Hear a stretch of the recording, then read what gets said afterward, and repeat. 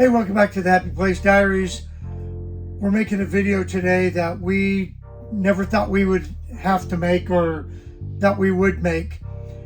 But we have to make it because we need our voice heard. Because today we're talking about RV resorts. Stick around.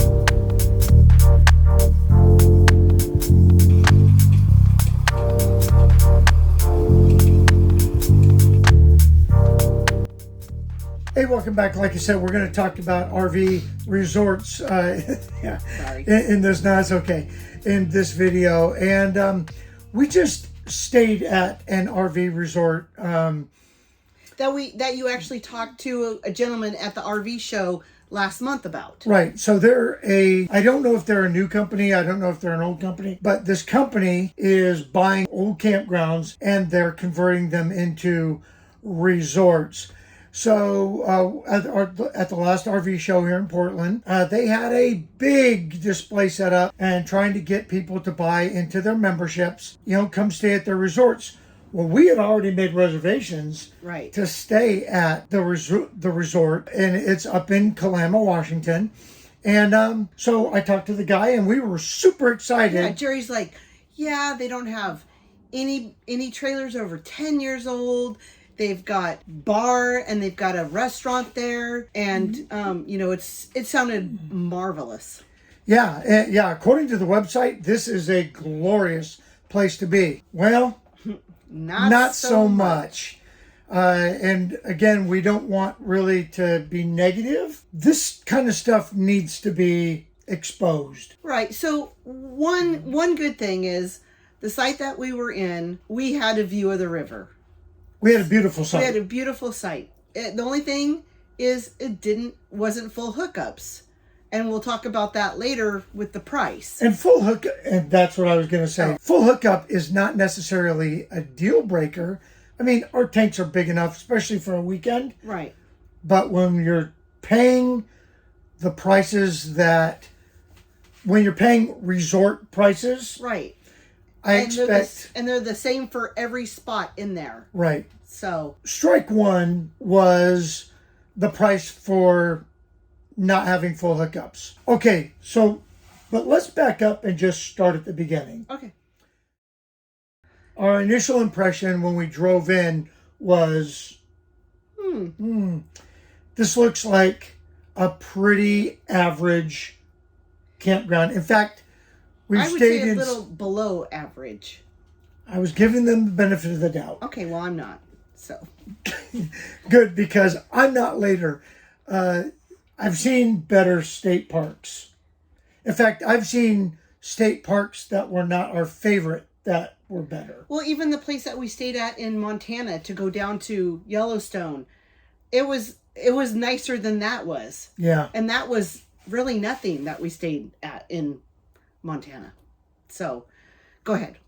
Anyway, I digress. We drove in. It's right off of I-5, which is the biggest freeway from Canada to Mexico.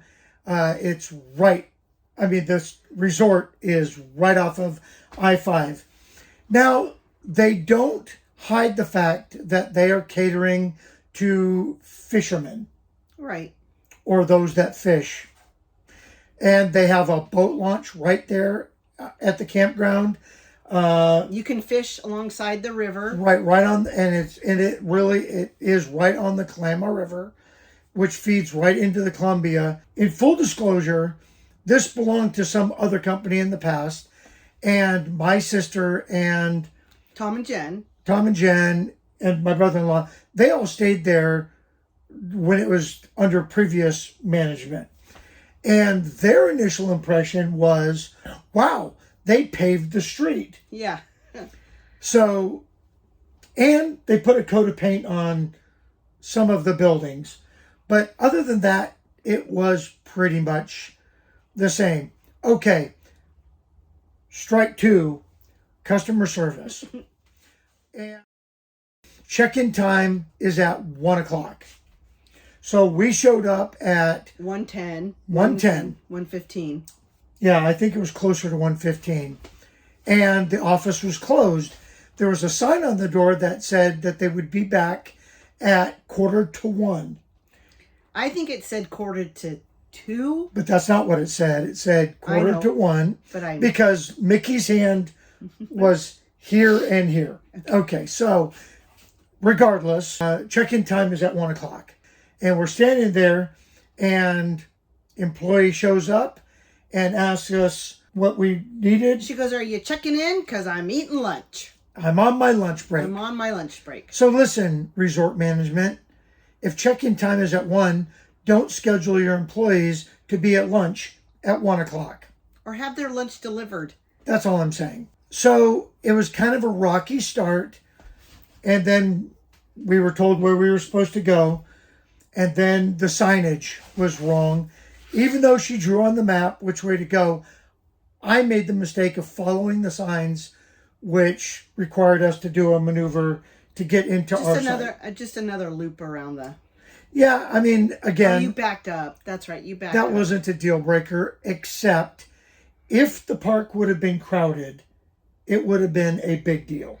Right, but to their defense, she does work there. She does know the roads, and she did tell us to go up the first road and not the second road, right? Which is what he did. So that one, the signage was wrong, but in my opinion, you should listen to the workers because the workers know the way around. And I wouldn't bring it up except our neighbor, that was not traveling with us, did the same exact thing I did, and they were in a monster 41-foot Class A big coach, and they had to maneuver the same way we had to maneuver because of the sign. I know. So I get it, but I also... Again, it's an easy fix. Just move the arrow that way instead of that way, and problem is solved. Let's talk about amenities. Teresa. Yes, Jerry, my love. When you think of the word resort, what do you think of? When I think of resort, I think of nice manicured lawns that are perfectly green. Everything's ship-shaped, sharp. There's a swimming pool. There's like a clubhouse that you can go to. Maybe even like a putt-putt golf course or something for the kids that's kind of nice. That's what I imagine. Jerry, yeah, pretty fair. Yeah, what do you think? Yeah, I would think when you're using the term resort, you're going to come in and it's kind of an experience, right? You're looking for a destination. Right, something fun to do. Right, in fact, when we Googled the definition of resort, yes, it said a destination where people go to experience whatever it is. You know, and again, we're on the Klamath River. So sell the Klamath River. There's great boating and kayaking and fishing.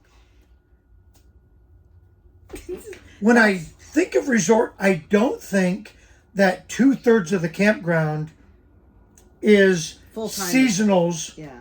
And when the rules of the campground, which are extensive, clearly outline that there are no rigs older than 10 years. Well, there's quite a few that were. That you can't have any furniture outside other than camp chairs. We saw. No gazebos, no fences, and no great big propane tanks. There was one that had a complete, like, freezer unit out in front. So that is not what I think of when I think of a resort. Yeah.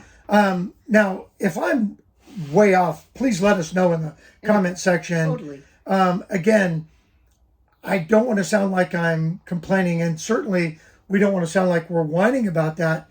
But again, when you have 86 sites and 2/3 of those sites are earmarked for seasonal, and 2/3 are full.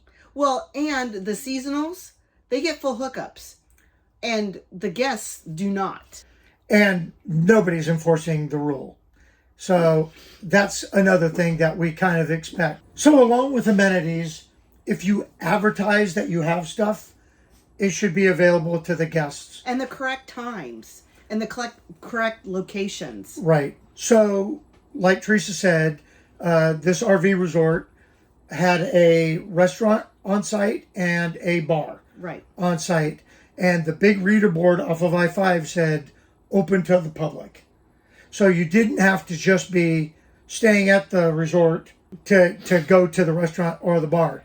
So we decided, let's be good customers and go there for lunch. Rather than going to a major chain or something like that. Let's stay local and go to lunch. Well, it was we walked up there 1:05 and the restaurant closed at 1 o'clock. But the website said they closed at 2. Wah, wah. So you need and the bar wasn't open either.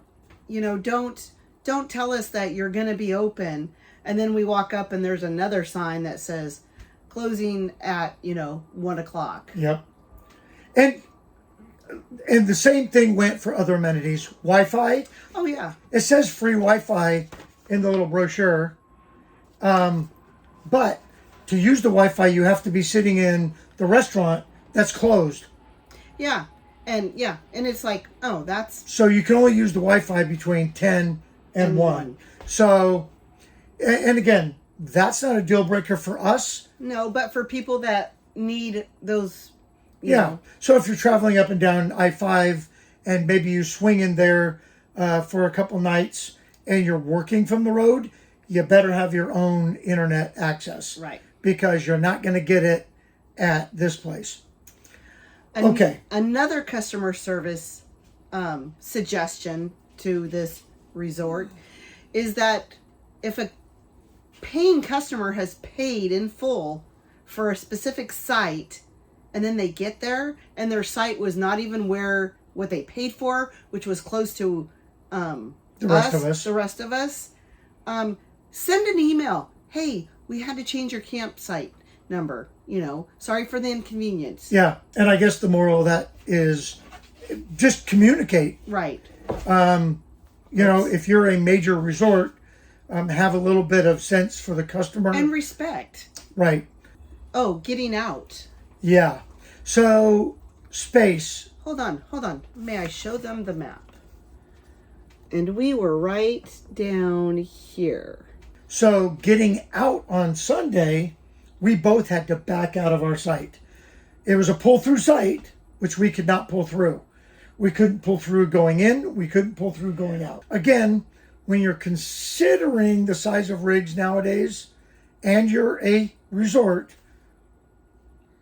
yeah, you got to think of the placement of how you have things laid out. The radius of the truck and the trailer and everything. And had we tried to pull straight forward, we would have driven right into the river. Right, exactly. Right off that bank. So, no. Again, not a deal breaker because we negotiated it. But let's just say for the sake of argument that all of those sites were full and we had to get out. It took us 3 sites to back out onto that road and then straighten out to get out of the park. Right. And the guy next to me in the great big Winnebago, he was thinking the same thing. Yeah, because they were packing up to leave too. Luckily for us, he was pulled forward enough that we could just use the back of his his driveway to pull out. So that is kind of the adventure that we had. We had a great time. Well, we did. I would have a great time if I was anywhere. Right. That's not the point. The point is when you're paying $140 for the weekend. For 2 nights. For 2 nights. Well, it was $60 a night plus all the taxes and all that stuff. But still, when you're paying that much, for $15 extra, we could stay at a real good resort. Right. And that's all I'm saying. So, RVInnstyle resorts, you got some work to do. That's all we're saying. And if you're going to advertise, at least deliver on the promises that you make. And what you have written down in your policies. Yep. So, let us know what you think. If you think we're just whining and sniveling, go ahead and put that in the comments section. And, we won't do it anymore. Well, we will, but... I was going to say, we will. But also, let us know what your expectations are when you come to an RV resort. Have a good one. We'll see you in the next video. Bye.